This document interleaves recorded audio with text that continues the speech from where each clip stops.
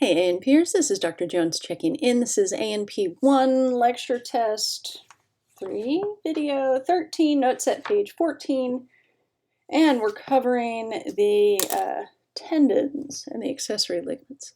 So the accessory ligaments support, strengthen, and reinforce the joints. We're here on my Noteset, top of page 14 for me. And a sprain is when you tear the collagen fibers in a ligament. What heals more easily, a broken bone or torn ligament? Why? So bones are highly vascular. As you recall, they have blood vessels that go into the periosteum, into the bone through the perforating canals, and then up and down inside the central canals in the center of each osteon, and the canaliculi hold cytoplasmic extensions of the osteocytes that exchange nutrients and waste from osteocyte to osteocyte back and forth to and from the blood vessels in the central canal. So as we know, bone is highly vascular. So what's the point of that? In the vessels are nutrients and oxygen that the cells need for nutrition and waste, and most importantly for this discussion, healing. Cartilage, avascular. Epithelia, avascular. And what are ligaments? Dense, regular, which are just lots of collagen fibers mostly, and they are, more importantly, avascular. So they do not heal well. So if you have a choice between breaking a bone and having a severe sprain strain, go with the broken bone, although we don't generally get that choice. And it's all about the blood vessels. The tendons and ligaments are avascular, so they are slow to heal. Tendons help brace a joint, limiting the joint's range of motion. True or false? True.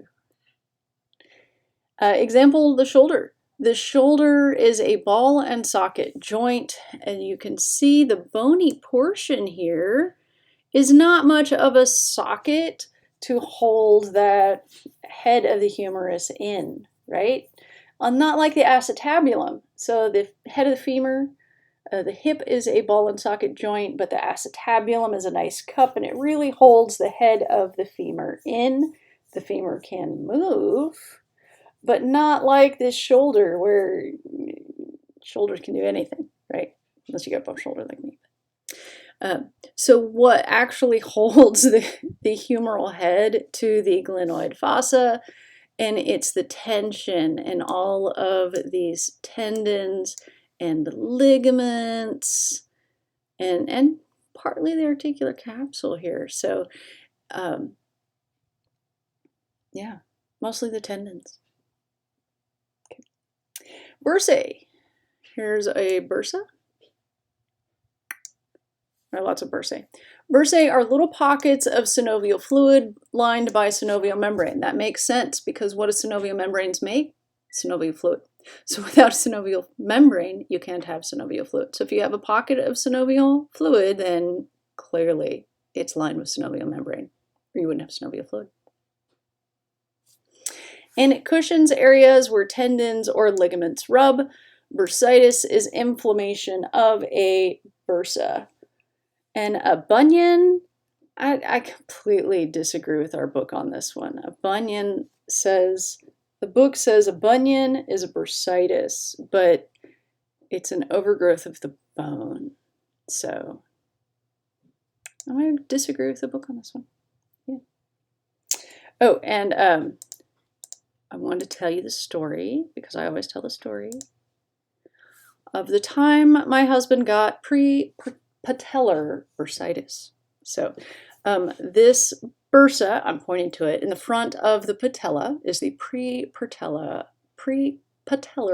bursa. And bursitis, anytime you have itis, it's an inflammation every time. So I'm trying to decide if I'm going to tell the whole story, a short version of the story. So go in between. So I was asleep, and my honey hubby was asleep next to me, except he must have done something to wake me up, and I have no idea what it was. So he's, I think, on his knees in the bed next to me. This is our previous house, not here. So he was kneeling on the bed and like must have been making noise of some sort and woke me up. And I don't even know, but he's not responding to me. So I'm like starting to scream at him and like trying to figure out what is going on. And then he dives off. He was like on his knees facing the foot of the bed, and he dives off the foot of the bed head first and starts like crawling on all fours, but like flailing. And my husband's 6'6", so when he's got like a serious wingspan going on here. So when he's flailing, he's like everywhere. So I'm on the bed screaming, and he's like flail crawling out the room and into the bathroom, and like kind of stands up sort of, but not quite, and like pulls his underwear down and sits on the toilet, and then looks at me and says, "Why are you screaming, honey?" So he was like the nightmare, like awake, not awake, like sleepwalking, but not walking thing. Which apparently he used to sleepwalk when he was a kid, but had not in all the years that I've known. Which now it's been 20 years. It hadn't been 20 years then, but I mean, our first date was August 28th in the year 2000. So we're past our 20-year anniversary of our first date. So in the process of this whole shebang, the house we were in at the time, the washer dryer were in the hallway right outside the bedroom and bathroom. And he scraped like all the skin off one knee. I found it under the dryer later. It was gross. And so, and he had thwacked his prepatellar bursa. And if you Google prepatellar bursitis, you'll see it's the whole thing. And he didn't break it. It just swole. I got my foot up on the desk now. It swole up from there's my knee. So it swole up from his knee. It looked like he was growing another head out of his knee. And it was like straight up, and it was so swollen that like we were this close to having the doctor puncture it before the whole thing like burst. And he couldn't bend his knee. He couldn't walk. He was out for like a month, maybe a month and a half. Poor thing. And he hasn't like so much as talked in his sleep since. Like every now and then he'll start muttering in his sleep, and like I wake him up. Like, no, we're not doing that again. Ever. So that was terrifying. So bursitis is inflammation of a bursa. Yeah. Yeah, not a bunion. That's completely different. Where did they even get that? That's so weird. Okay, so can joints have both mobility and stability? Yeah, no, not even a little bit. One or the other.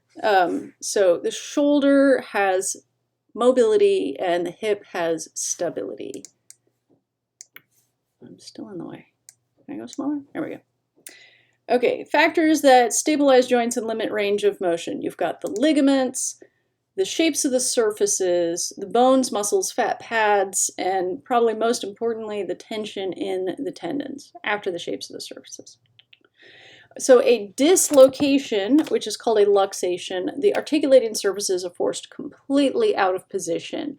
On the way out, that damages the cartilage, the ligaments, the joint capsule. It does damage. And so here's a picture of an anteriorly dislocated shoulder. You can see the glenoid fossa and you can see the head of the humerus, and they are not lined up. That is bad.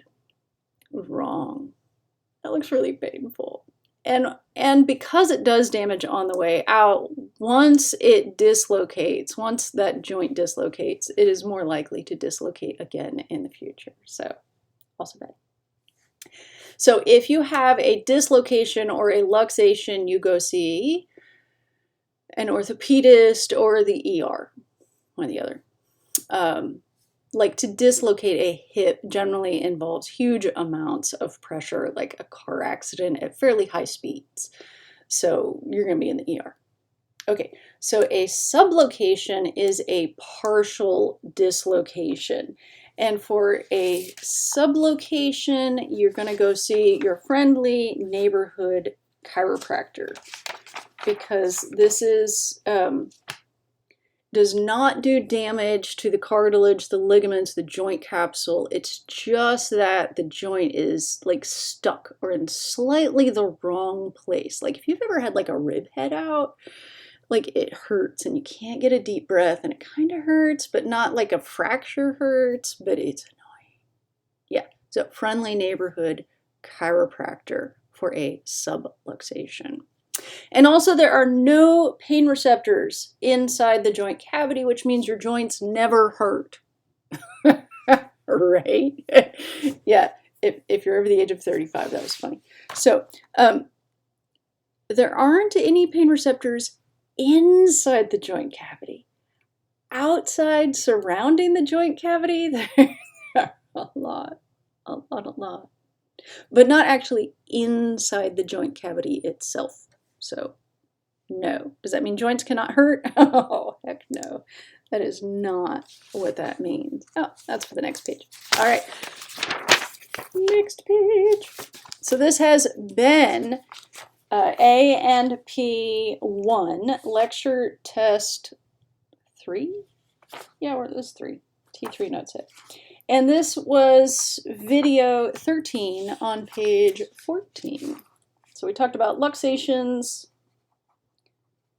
versus subluxations.